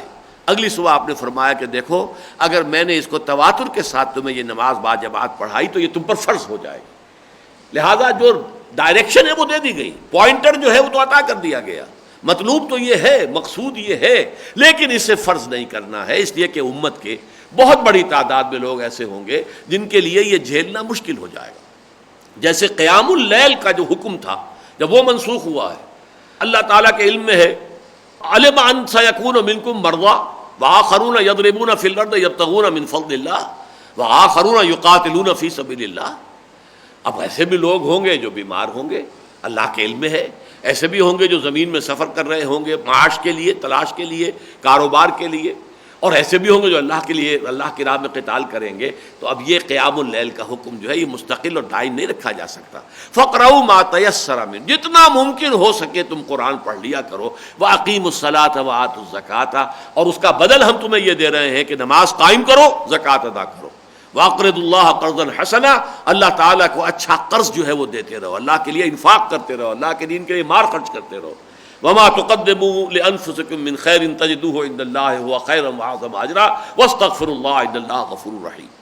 تو اس طریقے سے وہاں پر بھی جو ہے وہ حکم منسوخ ہوا، اور یہاں پر بھی جو ہے اس معاملے کے اندر اس میں جو ہے سختی نہیں کی گئی. تشویق و ترغیب تو آ گئی، وہ برقرار ہے، لیکن یہ معاملہ پھر حضرت عمر نے کیا ہے رضی اللہ تعالیٰ عنہ کہ وہ اپنے عہد خلافت میں ایک روز جب مسجد میں داخل ہوئے تو آپ نے دیکھا کہ مختلف ٹولیوں میں لوگ علیحدہ علیحدہ، کوئی اس کونے میں کھڑے ہیں، کچھ لوگ یہ ہیں جو حفاظ جو تھے وہ قرآن پڑھ رہے ہیں، کچھ لوگ ان کے پیچھے کھڑے ہوئے سن رہے ہیں نماز کی شکل میں.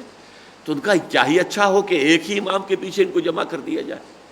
لہذا یہ ان کا اجتہاد ہے، اور یہ اجتہاد چونکہ خلیفہ راشد کا ہے، لہذا اہل سنت کے جو چاروں مسلک ہیں، چاہے حنفی ہو، چاہے مالکی ہو، چاہے شافعی ہو، چاہے حنبلی ہو، ان سب کے نزدیک جو ہے یہ اب کم سے کم سنت مؤکدہ بلکہ یہ واجب کے درجے تک میں ہے. اس لیے کہ حضور نے فرمایا علیکم بسنتی وسنت الخلفاء الراشدین المہدیین، تمہارے ذمے ہے کہ تم پیروی کرو میری سنت کی بھی اور میرے خلفاء راشدین کی سنت کی بھی. لیکن یہ کہ پھر اس کو اور دوسرے یہ کیا گیا کہ اسے متصل کر دیا عشاء کے ساتھ، تاکہ عشاء کے ساتھ آدمی جو ہے، اور یہ کام ہر شخص کر سکتا ہے، مزدور بھی کر سکتا ہے، جو شخص پورے دن جو ہے کام کرتا رہا ہے وہ بھی عشاء کے ساتھ 1 گھنٹہ اضافی لگا دینا یہ کوئی مشکل کام نہیں ہے، یہ ہر شخص کر سکتا ہے. تو جیسے کہتے ہیں مالا یدرک کلہ لا یترک کلہ، جو شے پوری کی پوری حاصل نہ کی جا سکے اسے پوری کی پوری کو چھوڑ بھی نہیں دینا چاہیے. جتنی حاصل ہو سکتے اتنی تو حاصل کر لی جائے. تو اگر یہ تہائی شب، نصف شب، 2/3 شب جاگنا ممکن نہیں ہے تو کم سے کم یہ کہ یہ 1 گھنٹہ تو لگا لیا کرو کہ اس میں تم جو ہے وہ 20 رکعتوں میں، یا بعض جگہوں پر یہ 36 رکعتوں تک آتا ہے. جو امام مالک کی جو فقہ ہے، فقہ مالکیہ، اس کے اندر 36 رکعتیں بھی ہیں، لیکن یہ کہ عام طور پر 20 ہی کا معاملہ ہے. چنانچہ حنبلی فقہ جو ہے کہ جو یوں سمجھیے کہ اہل حدیث فقہ سے نزدیک ترین ہے، امام احمد ابن حنبل جو ہیں ان چاروں ائمہ میں سے سب سے جو بعد کے ہیں وہ امام احمد ابن حنبل ہیں، جن کے سامنے امام اعظم کے اجتہادات بھی موجود تھے، امام مالک کے اجتہادات بھی موجود تھے، امام شافعی کے اجتہادات بھی موجود تھے. تو گویا کہ مؤخر ہونے کے نتیجے میں انہیں یہ فائدہ ہوا کہ ان سب کے اجتہادات بھی ان کے سامنے تھے، ان پر غور کر کے انہوں نے ایک رائے قائم کی. ان کے نزدیک بھی 20 رکعتیں ہیں. چنانچہ 20 ہی رکعتیں ہیں کہ جو حرمین شریفین میں، مسجد حرام میں بھی، مسجد نبوی میں بھی، مکے میں بھی اور مدینہ منورہ میں 20 رکعتیں ادا کی جاتی ہیں. بہرحال یہاں میں نے وضاحت کر دی ہے شہر رمضان کے حوالے سے اس جو عبادت صوم ہے اس کے ساتھ ایک اضافی عبادت ہے رات کو قرآن کے ساتھ جاگنے کی، جس میں کہ مقصود تو یہ ہے کہ کم سے کم تہائی شب انسان جو ہے بسر کرے نماز قرآن کے ساتھ، قرآن پڑھے، قرآن سیکھے، قرآن سنے. لیکن یہ ہے کہ کم سے کم جو ہے اس سے جو ہے کوئی شخص جو ہے اگر نہیں کر سکتا ہے تو بہرحال وہ تراویح کا نظام جو ہے اسی سے استفادہ کرے. شہر رمضان الذی انزل فیہ القرآن ھدی للناس وبینات من الھدی والفرقان فمن شہد منکم الشہر فلیصم. تو جو کوئی بھی تم میں سے موجود ہو یا تم میں سے جو شخص بھی پائے اس مہینے کو، یعنی سفر پر نہیں ہے وہ بلکہ اپنے ہاں مقیم ہے، تو اس کے لیے فلیصم ہو. اب یہ صیغہ امر آیا ہے، اب اس کے لیے لازم ہے کہ اس کے روزے رکھے، اس کے دوران پورا مہینہ جو ہے وہ روزے رکھ کر بسر کرے. البتہ جو پہلی رعایت تھی اسے دوبارہ دہرا دیا، یہ رعایت برقرار رہے گی. ومن کان مریضا او علی سفر فعدۃ من ایام اخر. جو کوئی بیمار ہو یا سفر پر ہو، اور یہ میں نے عرض کیا تھا کہ یہ جو تکرار ہے اسی نے میرے ذہن کو ادھر راغب کیا تھا کہ یہ دونوں جو ہے صوم رمضان سے متعلق نہیں ہو سکتی باتیں، بلکہ یہ مختلف اوقات میں نازل ہونے والے احکام ہیں. پھر ایام و معدودات کے لفظ پر غور کرنے سے مزید بات واضح ہوئی کہ 30 دن جو ہے اس پر ایام و معدودات کا اطلاق مناسب معلوم نہیں ہوتا. وہ گنتی کے چند دن نہیں ہے، 30 دن تو بہرحال ایک مدت بنتی ہے، لہذا وہی 3 دن والی بات جو ہے وہ صحیح ہے، واللہ اعلم. لیکن یہ کہ فرمایا یرید اللہ بکم اليسر ولا یرید بکم العسر، یہ گویا کہ ایک ڈائریکٹو ہے. اللہ تمہارے لیے آسانی چاہتا ہے، سختی نہیں چاہتا. یعنی یہ کہ تشدد پسندی جو ہے دین میں وہ پسند نہیں ہے. ایک شخص کو 104 بخار چڑھا ہوا ہے لیکن روزہ نہیں چھوڑنا، یہ تشدد ہے، یہ تقویٰ نہیں ہے، بلکہ مولانا مودودی کی اصطلاح میں تقویٰ کا حیضہ ہے. یہ در حقیقت پسندیدہ اور مطلوب شے نہیں ہے. یا یہ ہے کہ سفر پہ ہے روزہ رکھا ہوا، اور سفر بھی کیونکہ بعض صحابہ نے یہ واقعہ ہوا حضور کے زمانے میں کہ سفر پر تھے آپ، کسی غزوے پر ہوں گے، تو وہاں جا کر کچھ لوگ روزے سے تھے، کچھ نہیں تھے. جو روزے والے تھے وہ تو جا کے بے سود ہو کر گر گئے، اور جو جن کے روزے نہیں تھے انہوں نے جا کے خیمے میں لگائے، وہاں انتظام کیا. تو حضور نے فرمایا آج جو روزہ نہ رکھنے والے ہیں وہ اجر میں بازی لے گئے ان سے کہ جنہوں نے روزہ رکھا ہے. یہ تو آ کے بے سود ہو کے گر گئے یہاں پر، انہوں نے آ کر جو ہے کام کیا، محنت کی ہے. اسی طریقے سے ایک شخص کو آپ نے دیکھا کہ وہ بے ہوش ہو گیا ہے، روزے سے تھا. پوچھا کیا وجہ ہے روزے سے؟ فرمایا لیس من البر الصیام فی السفر، سفر میں روزہ رکھنا یہ کوئی نیکی کے کاموں میں سے نہیں ہے. وہی بات وہ لیس البر ان تولوا وجوہکم قبل المشرق والمغرب. لیکن یہ ہوتا ہے کہ کچھ لوگوں میں وہ مذہبیت جو ہے جب اس کا کچھ زیادہ ہی رنگ چڑھ جاتا ہے مذہبیت کا. ایک ہے دین، جب ایک تصور جو ہے بہت وسیع ہوگا تو ہر چیز جو ہے وہ اس کے اندر اپنے پروپورشنیٹ مقام پر آ جائے گی. جب وہ دین کا تصور تو رہا نہیں، نرا مذہب رہ گیا ہے، تو اب یہ تمام چیزیں جو ہیں ریچولز جو ہیں یہ آؤٹ آف پروپورشن جو ہے میگنیفائی ہو کر سامنے آ جاتی ہیں. ان کی اہمیت اور ان کے لیے جو ہے حساسیت جو ہے لوگوں میں بہت بڑھ جاتی ہے. تو فرمایا یہ اب یہ گویا کہ پالیسی سٹیٹمنٹ ہے، یرید اللہ بکم اليسر ولا یرید بکم العسر. اللہ تمہارے ساتھ آسانی چاہتا، سختی نہیں چاہتا. وَلِتُكْمِلُوا الْعِدَّةَ، البتہ اب یہ لازم ہے، وہ رعایت ختم ہو گئی. وَعَلَى الَّذِينَ يُطِيقُونَهُ فِدْيَةٌ طَعَامُ مِسْكِين، وہ رعایت ختم ہو گئی. وَلِتُكْمِلُوا الْعِدَّةَ، تاکہ تم مکمل کرو تعداد. بخار کی وجہ سے 3 روزے رہ گئے تو 3 روزے جو ہیں بعد میں پورے کرو. سفر کی وجہ سے کچھ روزے قضا ہو گئے تو بعد میں پورے. اب تعداد پوری کرنی ہوگی. اگر 29 کا رمضان تھا تو 29 کی تعداد پوری کرنی ہوگی، 30 کا رمضان تھا تو 30 کی تعداد پوری کرنی ہوگی. اب وہ دوسری رعایت ختم ہو گئی. وَلِتُكَبِّرُوا اللَّهَ عَلَى مَا هَدَاكُمْ، اور تاکہ تم اللہ کی کبریائی کا اعلان کرو، تکبیر کرو اللہ کی اس پر کہ جو تمہیں ہدایت اس نے عطا کی ہے. اب ایک تو اس تکبیر پر عمل ہم کرتے ہیں عیدین میں، جاتے آتے تکبیر پڑھتے ہوئے جانا، تکبیر پڑھتے ہوئے آنا، اللہ اکبر اللہ اکبر لا الہ الا اللہ اللہ اکبر اللہ اکبر وللہ الحمد، یہ تکبیر ہے. پھر جب ہم نمازیں پڑھتے ہیں، عید الاضحیٰ کی ہو یا عید الفطر کی ہو، تو اضافی تکبیریں ہوتی ہیں، 6 تکبیریں اضافی، 3 پہلی رکعت میں 3 بعد میں. لیکن تکبیر بمانی اللہ کو بڑا کرنا، اللہ کی بڑائی کا نظام قائم کرنا، اس کے حوالے سے اس کا تعلق جڑ جائے گا. اس سے اگلے رکوع میں مضمون آ رہا قتال فی سبیل اللہ، وَقَاتِلُوهُمْ حَتَّى لَا تَكُونَ فِتْنَةٌ وَيَكُونَ الدِّينُ لِلَّهِ. اب جنگ جاری رکھو یہاں تک کہ فتنہ ختم ہو جائے اور دین اللہ کے لیے ہو جائے خالص، اللہ کی حکومت قائم ہو جائے. اسی طرح جب سورہ حج میں یہ الفاظ آئے ہیں وَلِتُكَبِّرُوا اللَّهَ عَلَى مَا هَدَاكُمْ، تو اس کے فوراً بعد قتال کا حکم ہے. أُذِنَ لِلَّذِينَ يُقَاتَلُونَ بِأَنَّهُمْ ظُلِمُوا وَإِنَّ اللَّهَ عَلَى نَصْرِهِمْ لَقَدِيرٌ. تو اس اعتبار سے وہ جو تکبیر رب کی عملی تحریک اور جد و جہد جاری تھی، اس کا جو آخری مرحلہ تھا قتال، اس کی طرف بھی ایک پوائنٹر ہے، اس کی طرف بھی ایک اشارہ کیا جا رہا ہے. یہ روزے کی سختی بھی تمہیں در حقیقت اس لیے جو ہے تم پر ڈالی جا رہی ہے کہ جنگ کی سختیاں جو ہیں جھیلنے کے قابل ہو جاؤ. حین الباس، آیت البر بھی ختم ہوئی تھی اسی پر، وَصَابِرِينَ فِي الْبَأْسَاءِ وَالضَّرَّاءِ وَحِينَ الْبَأْسِ. جنگ کے وقت جنگ کی سختیوں کو جھیلنے کی تمہارے اندر صلاحیت پیدا ہو جائے.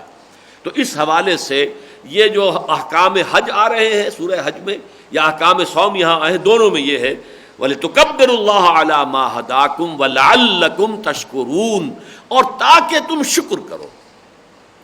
یہ تاکہ جو ہے اس کو سمجھنے کے لیے تھوڑا سا غور کرنا پڑے گا. شکر کسے کہتے ہیں؟ کسی نعمت کے نعمت ہونے کا احساس ہو جائے، اس کی قدر و قیمت کا ادراک ہو جائے، یہ ہے شکر بالقلب. امام راغب نے شکر کے 3 درجے قائم کیے.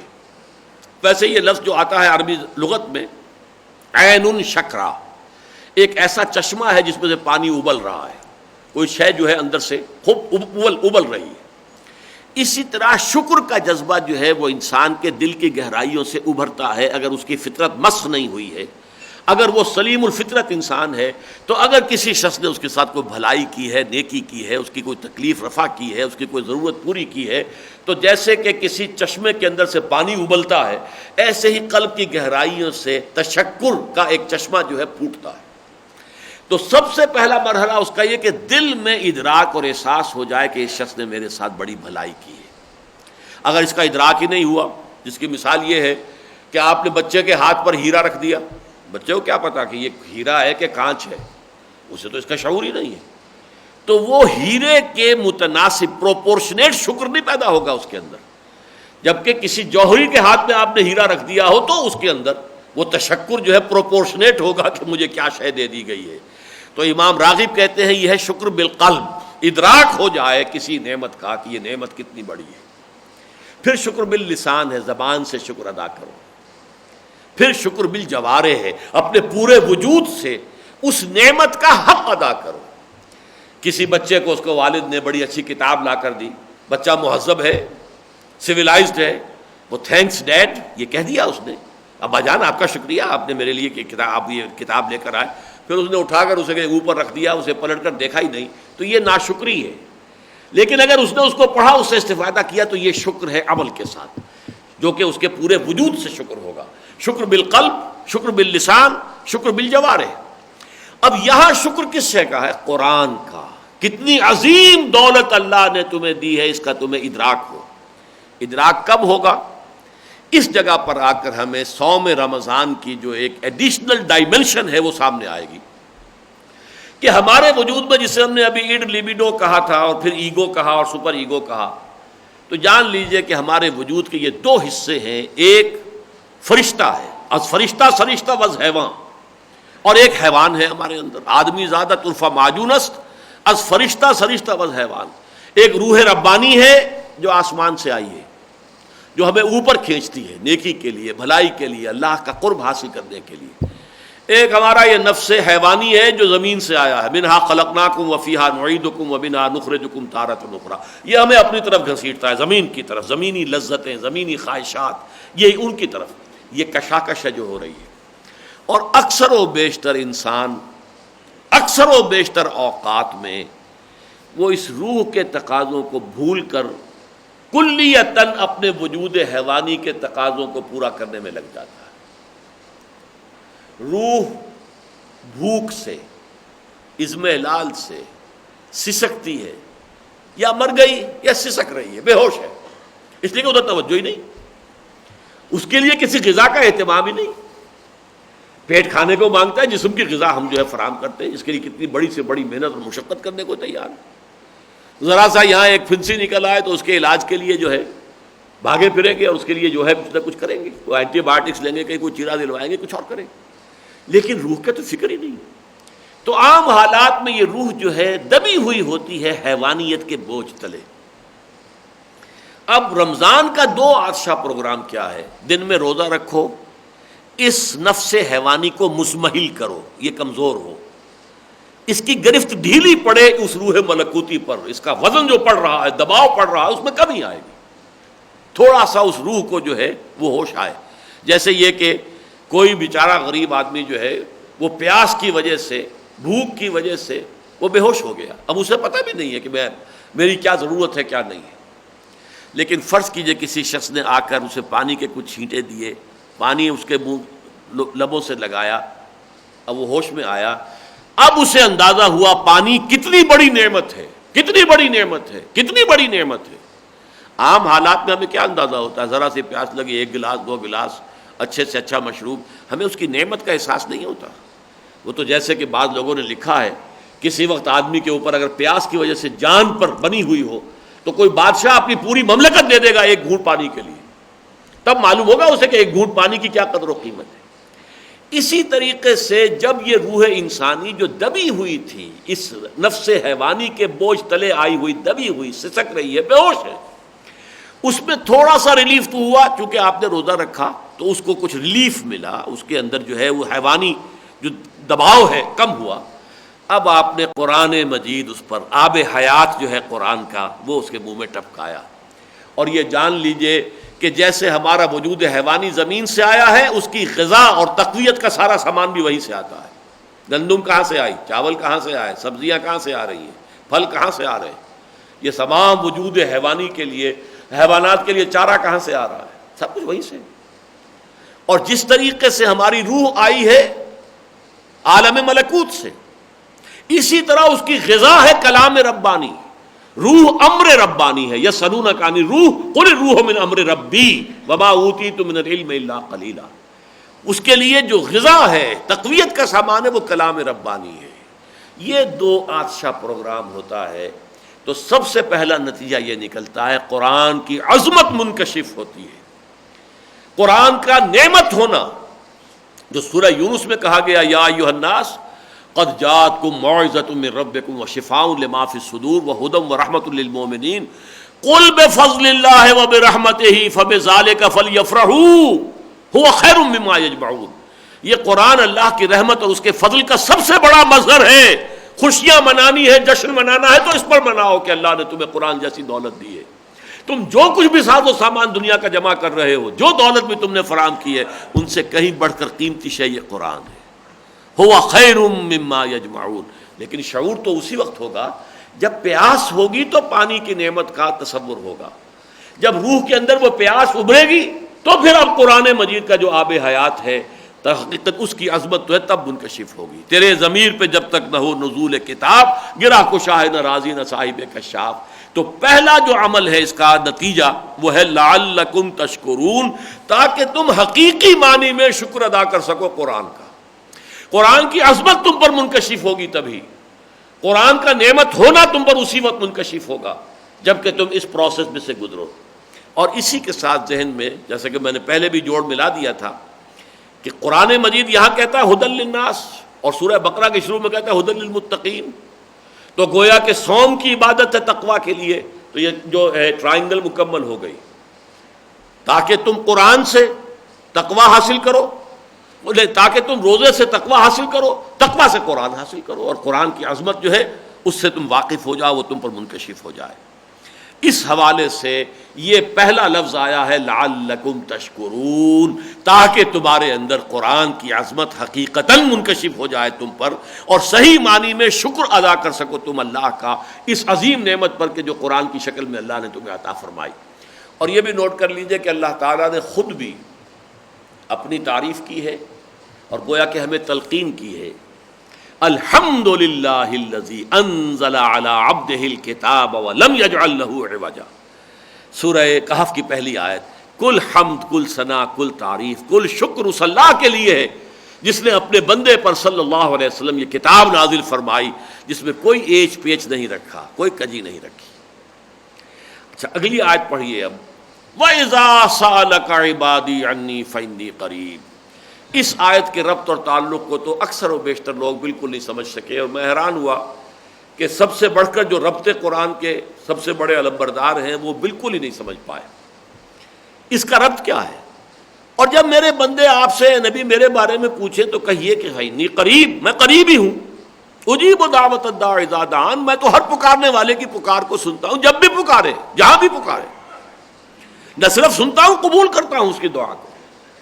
لیکن یہ کہ یہ یک طرفہ عمل نہیں ہوگا، فَلْيَسْتَجِيبُوا لِي، چاہیے کہ وہ بھی تو میری پکار کو سنیں، لبیک کہیں، میری باتیں مانیں، وَلْيُؤْمِنُوا بِي، اور مجھ پر رکھیں پورا یقین، پورا ایمان، پورا ایقان، لَعَلَّهُمْ يَرْشُدُونَ۔ یہ تیسرا لعل آ گیا تاکہ وہ رشد اور فوز و فلاح سے ہمکنار ہو جائیں۔ یہ اونچی، سب سے اونچی منزل ہو گئی رشد۔ خلفائے راشدین، صحابہ اکرام کو اولئک هم الراشدون، رشد اور فلاح یہ سب سے اونچی اصطلاحات ہے۔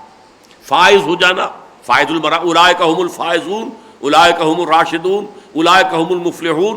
تو یہ رشد جو ہے یہ گویا کہ انسان اپنا وہ اصل مقام جو اللہ نے اس کے لیے پوٹینشلی جس پر کہ اسے پیدا کیا ہے وہاں تک پہنچ جائے، حقیقتاً خلیفۃ اللہ بن جائے، یہ رشد ہے۔ لہذا یہ لعل پہلے آیا تھا، کتب علیکم الصیام کما کتب علی الذین من قبلکم لعلکم تتقون۔ میں نے کہا تھا یہ پہلا حکمت قرآن کا پہلا لیول ہے، ضبط نفس پیدا ہو جائے، تقویٰ پیدا ہو جائے۔ اس کے بعد شہر رمضان الذی انزل فیہ القرآن، اس کے لیے عبادت کے لیے ہم نے مقرر کر دیا رمضان کا مہینہ جس میں قرآن نازل ہوا، اس کے روزے بھی رکھو۔ اور جیسا کہ میں نے عرض کیا کہ اگرچہ یہاں نہیں ہے لیکن سنت رسول کے ذریعے سے وہ دوسری عبادت جو ہے واضح کر دی گئی کہ رات کا زیادہ سے زیادہ جتنا بھی ممکن ہے حصہ قرآن کے ساتھ گزارو، جاگو اور قرآن کو اپنے اندر اتارو۔ اس کا نتیجہ پہلا نکلے گا یہ کہ لعلکم تشکرون، تاکہ تمہارے اندر قرآن کی اصل عظمت کا ادراک اور شعور پیدا ہو جائے، اور پھر صحیح معنی میں تم قرآن پر اللہ کا شکر ادا کرو اور صحیح معنی میں قرآن سے استفادہ کرو، اسے اپنا امام بناؤ۔ وَجَعَلْهُ لَنَا إِمَامًا وَنُورًا وَهُدًى وَرَحْمَةً، صرف اللہ سے دعا نہ کرو، اسے بالفعل اپنا امام اور نور اور اپنے لیے ہدایت اور رحمت بناؤ۔ اور اس کے بعد اصل نتیجہ کیا نکلے گا کہ تمہاری روح جب بیدار ہوئی، وہ بے ہوش پڑی ہوئی تھی پیاس سے، اس کے اوپر آب حیات قرآن کا ٹپکایا گیا، اب اس میں کوئی تقویت پیدا ہوئی ہے، تو ایک قانون ہے کل شیء یرجع الی اصلہ، ہر شے اپنی اصل کی طرف رجوع کرتی ہے۔ یہ روح کہاں سے آئی تھی؟ عالم بالا سے، یہ اس عالم اسفل کی شے نہیں ہے، یہ عالم خلق کی شے نہیں، یہ عالم امر کی شے ہے، لہذا یہ تو ہوگی تو اس کی توجہ کدھر ہوگی؟ وہ جو ہم ہائی اسکول میں مسلسل کئی سال صبح جو ہم پڑھا کرتے تھے حمد، اس حمد کے الفاظ یہ بھی ہیں، مجھ کو ہے تیری جستجو، مجھ کو تیری تلاش ہے، خالق میرے کہاں ہے تو، مجھ کو تیری تلاش ہے۔ روح انسانی جو ہے اس کے اندر جو طلب پیدا ہوتی ہے وہ قرب خدا بندی کی ہے، بلکہ اللہ تعالیٰ سے وصل، اللہ کا قرب حاصل کرنا، یہ ہے کہ جو روح کے اپنے اندر جو اس کی طلب ہے، جو دبی ہوئی تھی، اس کی طرف دھیان ہی نہیں، اس کی طرف توجہ ہی نہیں، وہ تو بیچاری سسک رہی تھی، بے ہوش پڑی تھی، یا ابو جہل جیسے لوگوں کی مر چکی تھی، ختم ہو چکی تھی، وہ بحیثیت انسان مر چکے تھے، ان کی روح ختم ہو چکی تھی۔ وہ تو صرف حیوان ابو جہل زندہ تھا، حیوان ابو لہب زندہ تھا، انسان ابو لہب اور انسان ابو جہل مر چکے تھے۔ لیکن کچھ لوگ ہیں کہ جو مرے نہیں، ابھی روح سسک رہی ہے، بالکل بے ہوش ہے، لیکن ہوش میں آ گئی تو اب کدھر متوجہ ہوگی؟ جب ادھر متوجہ ہوگی، خالق میرے کہاں ہے تو، مجھ کو میری تلاش ہے، تو اب اس کے اندر جو یہ داعیہ پیدا ہوگا قرب الہی کی تلاش کا، اللہ سے ہم کلام ہونے کا، اللہ سے مناجات کرنے کا، تو اس کے لیے فرمایا جب میرے بندے آپ سے میرے بارے میں سوال کریں تو ان کو بتا دیجئے میں کہیں دور نہیں، مجھے پکارنے کے لیے ویرانوں میں جانے کی ضرورت نہیں ہے، مجھ سے لو لگانے کے لیے کہیں جا کر گپھاؤں میں اور جنگلوں میں اور پہاڑوں کی چوٹیوں پر یا غاروں میں بیٹھ کر جو ہے تپسیاؤں کی ضرورت، جب چاہو جہاں چاہو مجھ سے ہم کلام ہو جاؤ۔ اس سے بڑا اوپن لائسنس جو ہے واقعہ یہ ہے، یہ میری بات اچھی طرح پلے باندھ لیجئے کہ اگرچہ ہیومن رائٹس کا میگنا کارٹا، انسانی حقوق کا میگنا کارٹا بہت بڑی دستاویز تھی کہ جس میں انسان کے حقوق معین کیے گئے، میرے نزدیک اس آیت سے بڑا میگنا کارٹا کوئی نہیں، اس سے زیادہ لبریٹنگ شے کوئی نہیں نوع انسانی کے لیے، اس لیے کہ ہمیشہ یہ رہا ہے کہ انسانوں کو کچھ چالاک انسانوں نے اس دھوکے میں ڈالا، تمہارا خدا بہت دور بہت دور بہت دور، تم بہت گھٹیا بہت رذیل، تم گناہوں میں لت پت نجس، تم اس سے ہم کلام نہیں ہو سکتے۔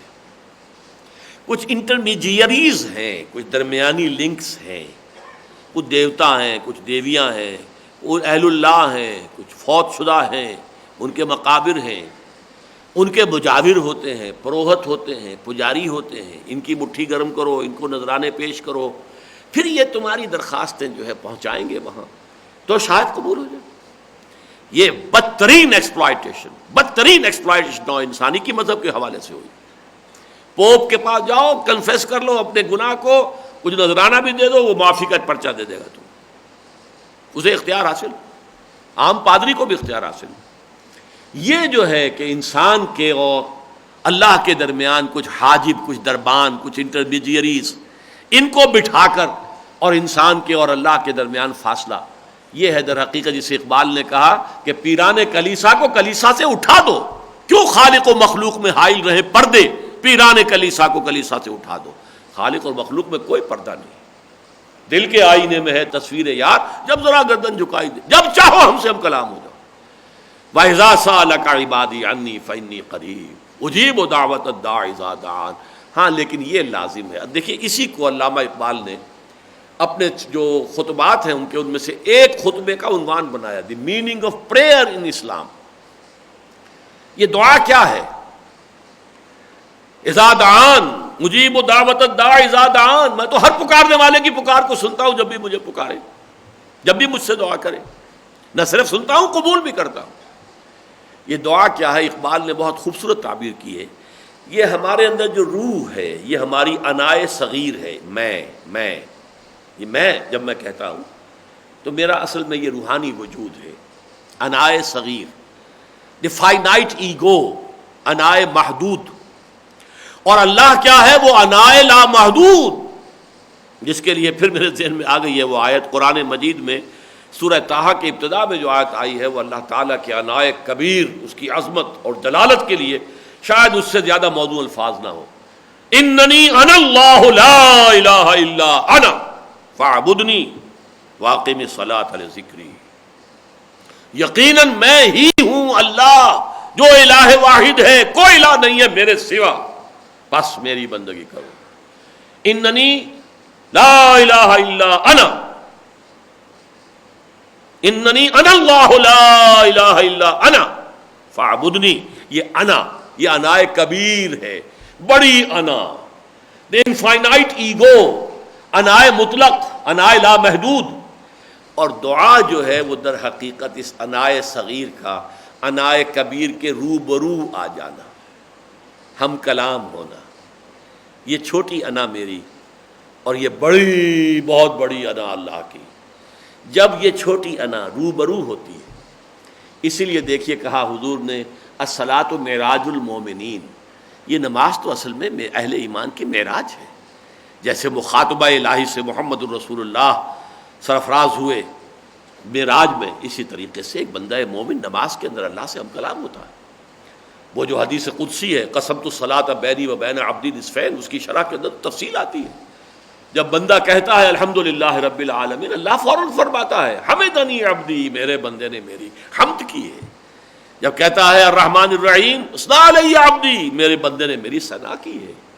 جب بندہ کہتا ہے مالک یوم الدین، اللہ فرماتا ہے مجدنی عبدی، میرے بندے نے میری بزرگی بیان کی ہے.